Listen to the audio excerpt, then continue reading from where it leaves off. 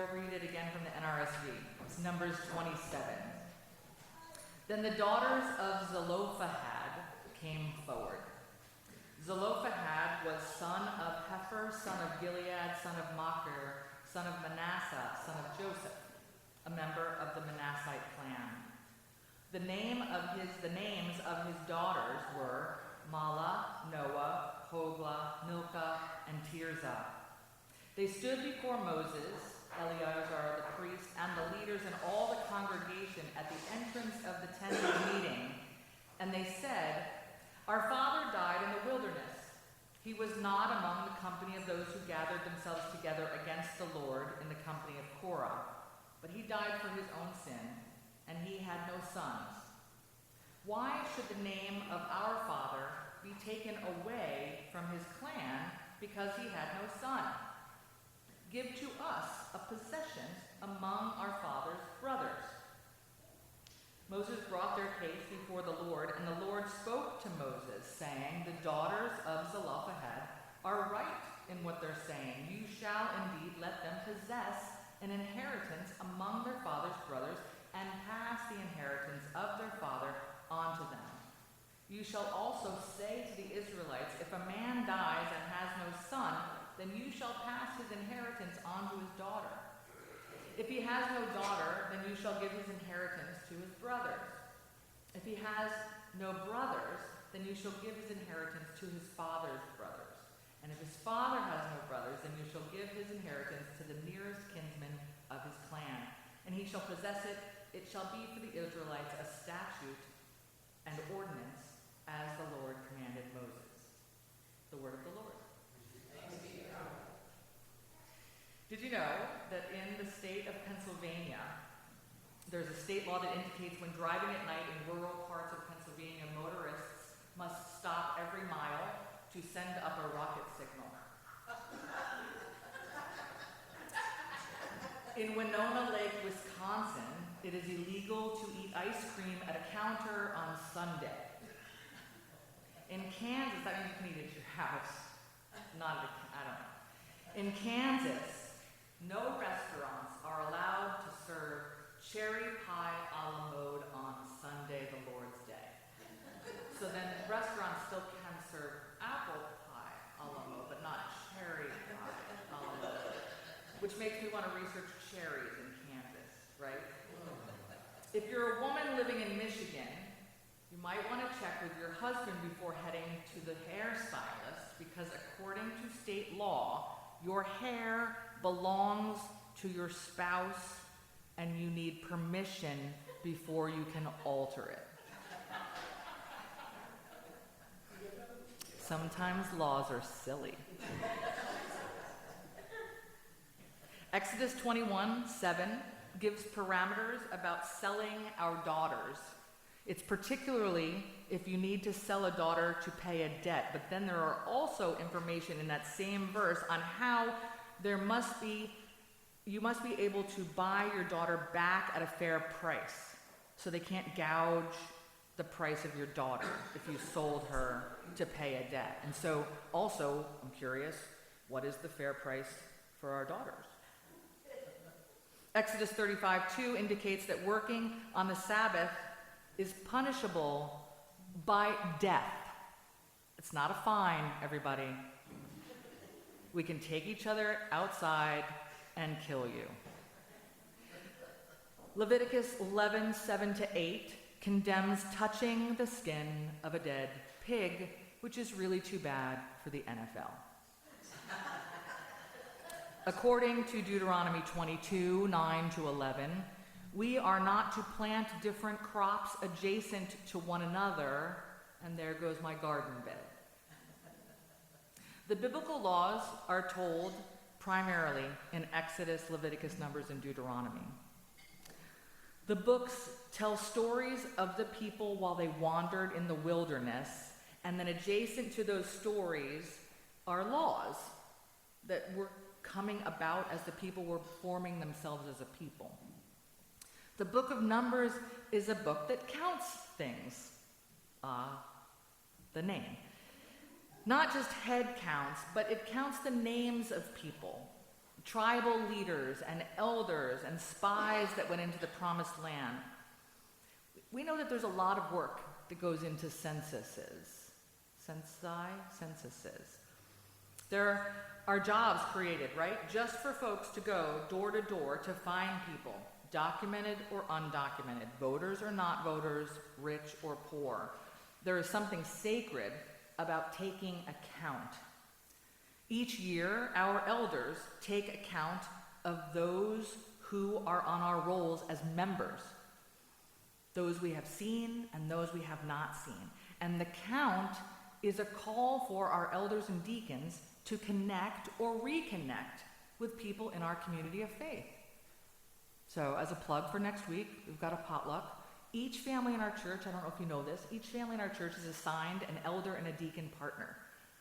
And so next week, the purpose of the potluck is for our elders and deacons to gather their member families, get to know them, make sure everyone knows each other. So please come if you're able. So I once heard a sermon about the feeding of the 5,000, where Jesus, I don't know if you realize, in the beginning he says, have them sit down in groups of 50 or 100. And the person who was giving the sermon said, you got to count them if you got to feed them, right? You got to count them before you can feed them. So this time in the wilderness, it was not an easy time.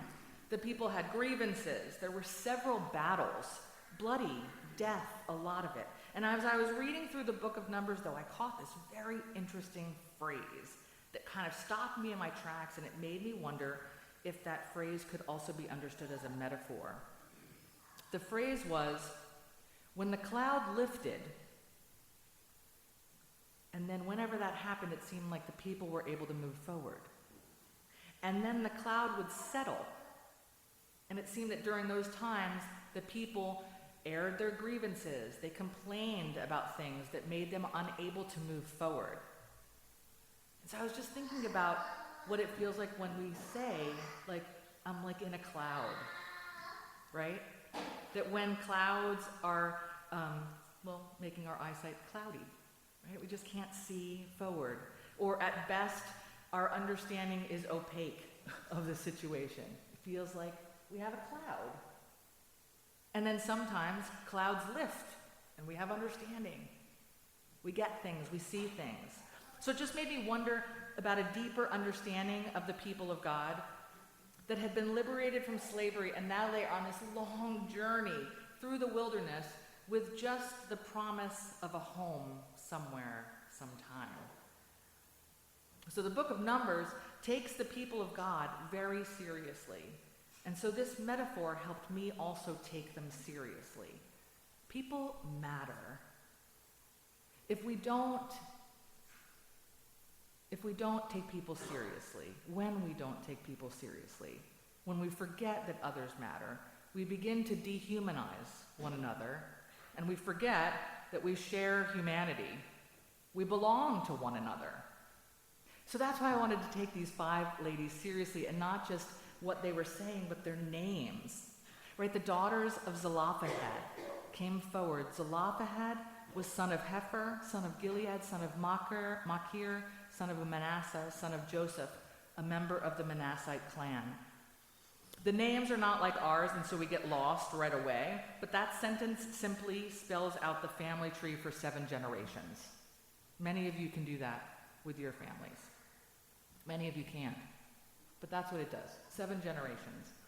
And then we have these women: Mala, Noah, Hogla, Milcah, and Tirzah.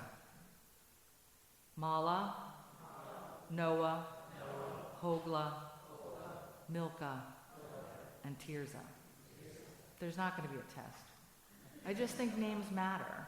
We like it when people know our name and when they pronounce it right. So turn to your neighbors. This is a beautiful thing. Sometimes people say, I'm sure it's never you. Sometimes people say, I sit next to this person in church and I forgot their name, and now I don't feel like I can ask their name because it's been too long. I know that's not you, never you. So this is your opportunity. The people around you, introduce yourself again, even if you think they know your name. Just take 1 minute, introduce yourself to the people around you. 3, 4 people. And back. Ken, Dave, there you go. Sean, Ruth.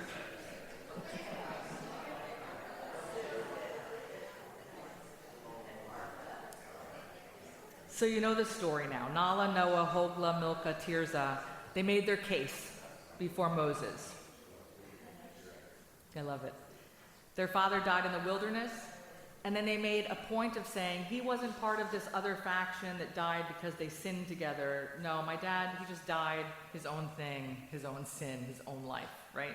And so he would have inheritance, and we should get that inheritance because there's no sons. Just because there's no sons doesn't mean we shouldn't get an inheritance. Moses hears their request, and he takes it to God. Why? Because they were asking Moses to break the law.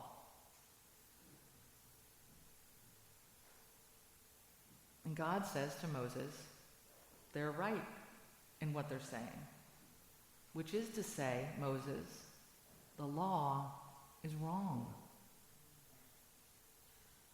You shall give them possession, an inheritance among their father's brothers.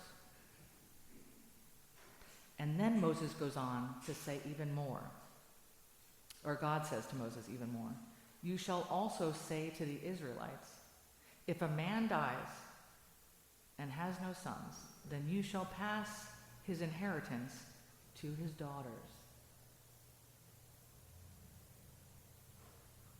Now last week we reflected on a story of Hagar, who was the first woman to speak to God directly and also name God. She's kind of a powerful figure. She names God according to what she understood of God. She named God the one who sees. And then God also gave Hagar a promise for her child. Now this week, we have another story of strong women who also take God to task, calling for justice in the face of injustice. These two reflections, like I said, I have been saying, it's in this sermon series called Peace with God. So they're two reflections that indicate a change with God, or somehow that's sometimes how we see it. Not a change to God, but a change with God. When we talk about God changing, folks sometimes are very uncomfortable with that, right? We think God needs to be exactly the same all the time, which might be very, very true, but I'm not the same all the time, and neither are you. So what I understood of God when I was 5 has been corrected many, many times. It is not that God changed, but our view of God absolutely must change over time. There's not a single subject from school that you have not changed your mind about. Imagine if you really kept to science from 2nd grade, right? We don't ever do that. But something about faith, right? We think, oh, no, wait, I was in confirmation class, and this is what they told me. And now all of a sudden you're saying, God sometimes says the law is wrong? Right? Well, I want to say to you, you're not 13 anymore. Like, you're not gonna read the Bible the same. You're just not gonna. You're gonna grow up, you have careers and education, and I am way off script, which is a very bad thing. Right? I mean, you've got careers and your own sensibilities and what you've seen and experienced in the world that gives you an understanding of how humans tick and how God interacts with humans. All of that matters. You matter. How you see the world matters, just like these 5 women. They saw the world, and then they looked at the law and said, I'm calling it. No. And I'm going to go talk about it to someone who can help me. So they indicate not a change to God, but with God. They're growing up in their relationship with God. The scriptures have a lot of instances when it is clear that people did not have a full understanding of God. God changes us over time, and then our understanding of God changes.